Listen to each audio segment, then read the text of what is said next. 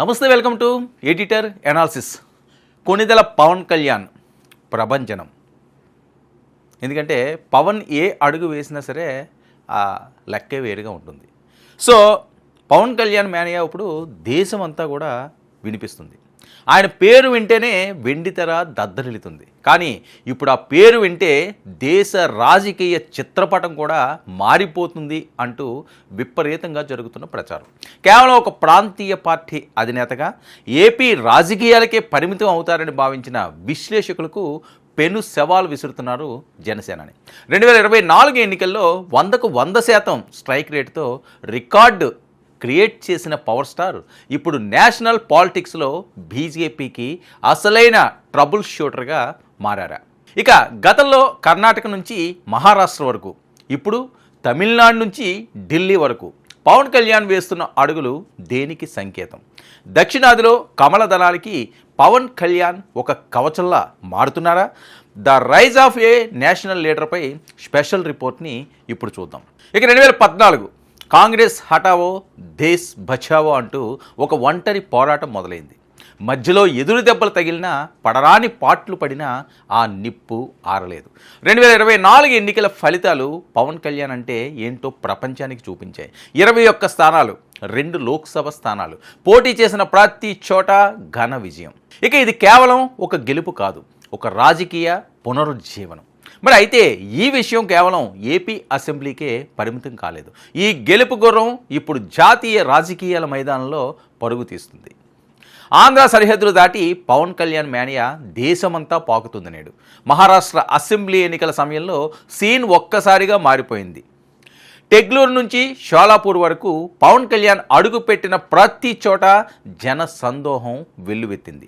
NDA కూటమి అభ్యర్థుల కోసం పవన్ చేసిన ప్రచారం మహారాష్ట్రలో ఒక సునామీనే సృష్టించింది. మరి 11 కీలక స్థానాల్లో పవన్ ప్రచారం చేస్తే అందులో 10 చోట్ల అభ్యర్థులు ఘన విజయాన్ని సాధించారు. మరి పవన్ కళ్యాణ్ పొలిటికల్ గ్రావిటీ ఏ స్థాయిలో ఉందో దీన్ని పెట్టే అర్థం చేసుకోవచ్చు. మరి మరాఠా గడ్డపై తెలుగోడి గర్జన పద్ధతుల గుండెల్లో రైళ్లు పరిగెత్తించింది. కేవలం మహారాష్ట్ర మాత్రమే కాదు, గతంలో కర్ణాటక ఎన్నికల్లోనూ పవన్ ప్రభావం స్పష్టంగా కనిపించింది.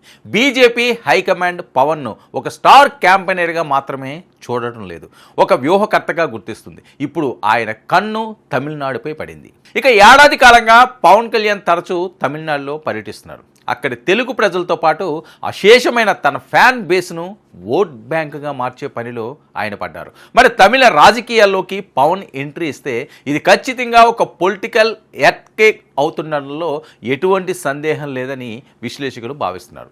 మరి ఒకప్పుడు కేవలం వెండితెర నాయకుడే కదా అన్న విమర్శలకు తన పనితీరుతో సమాధానం చెబుతున్నారు పవన్ కళ్యాణ్. సినిమా గ్లామర్ను పొలిటికల్ పవర్గా మార్చడంలో సక్సెస్ అయ్యారు సేనాని. మరి బీజేపీకి సౌత్ ఇండియాలో ఒక బలమైన వాయిస్ కావాలి. మరి ఆ లోటును భర్తీ చేస్తున్నారు నేడు పవన్ కళ్యాణ్. అమిత్ షా, మోదీ వంటి అగ్రనేతలు పవన్కు ఇస్తున్న ప్రాధాన్యత చూస్తుంటే భవిష్యత్తులో జాతీయ స్థాయిలో ఆయనకు కీలక బాధ్యతలు అప్పగించే అవకాశం ఉందన్న సంకేతాలు ఉన్నాయి. మరి జాతీయ స్థాయిలో ఒక బిగ్ బ్రదర్ పాత్రకు పవన్ సిద్ధమవుతున్నారా?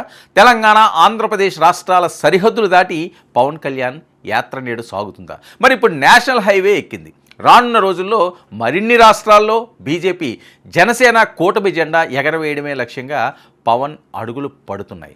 మరి ప్రాంతీయ పార్టీగా పుట్టి జాతీయ స్థాయిని శాసించే స్థాయికి ఎదుగుతున్న పవన్ కళ్యాణ్ నెక్స్ట్ మూవ్ ఏంటి అన్నదే చాలామందిలో మెదులుతున్న ప్రశ్న. ఇది కేవలం ప్రచారానికే పరిమితమా, లేక ఢిల్లీ పీఠంపై జనసేన ముద్ర పడబోతుందా? ఏది ఏమైనా ఇండియన్ పాలిటిక్స్లో ఇప్పుడు పవన్ కళ్యాణ్ అనే పేరు ఒక బ్రాండ్, ఒక పవర్, ఒక పొలిటికల్ థ్రిల్లర్లా మారుతున్న పరిస్థితి. మరి పవన్ కళ్యాణ్ ప్రస్థానం ఇప్పుడు కేవలం ఒక రాష్ట్రానికో ఒక వర్గానికో పరిమితం కావటం లేదు.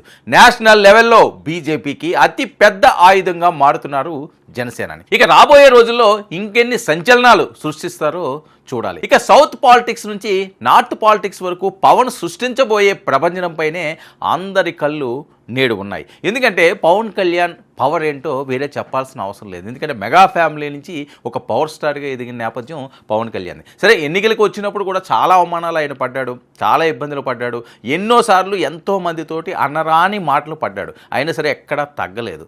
నెగ్గి చూపిస్తానన్నాడు, తొడగొట్టాడు, మీసం మెలేశారు. 24 లెక్క చూస్తే అందరికీ దిమ్మ తిరిగిపోయింది. మరి అదే లెక్కతో వివిధ రాష్ట్రాల్లో కూడా తన పవర్ చూపించే పనిలో ఆయన ఉన్నాడు. ఎందుకంటే మోదీ ఆయన నమ్మాడు. ఖచ్చితంగా తనేంటో నిరూపించుకుంటాను అని చెప్పి పవన్ ప్రయాణం మొదలైంది. ఒక్క ఆంధ్రప్రదేశ్లోనే కాదు, ఈరోజు తెలంగాణలో ఉన్నాయండి, తమిళనాడులో ఉన్నాయండి, వేరే రాష్ట్రాల్లో ఉన్నాయండి. పూర్తి స్థాయిలో పవన్ మేనియాతో, పవన్ ఫోకస్తో ఈరోజు ఎన్నికల్లో ఒక సునామీని సృష్టించే పనిలో ఆయన ఉన్నారు. తమిళనాడు ఆయనకి సుపరిచితం. గతంలో అక్కడ ఉన్న పరిచయాలు ఉన్నాయి. సినిమా యాక్టర్లని చాలా ఎక్కువగా ఆదరించే రాష్ట్రం అది. తెలుగుతో కూడా సంబంధాలు ఉన్న పరిస్థితి. 15% ఓటు శాతం తెలుగు వాళ్ళలో ఉన్నది. అది తెలంగాణ ప్రాంతం అనివ్వండి, లేకపోతే ఆంధ్రప్రదేశ్ ప్రాంతం అనివ్వండి. మరి ఈ ఓట్ బ్యాంక్ అంతా కూడా ఇప్పుడు పవన్ చేతుల మీదుగా ఎన్డీఏ కూటమికి వెళ్ళే ఛాన్స్ స్పష్టంగా కనిపిస్తున్నది.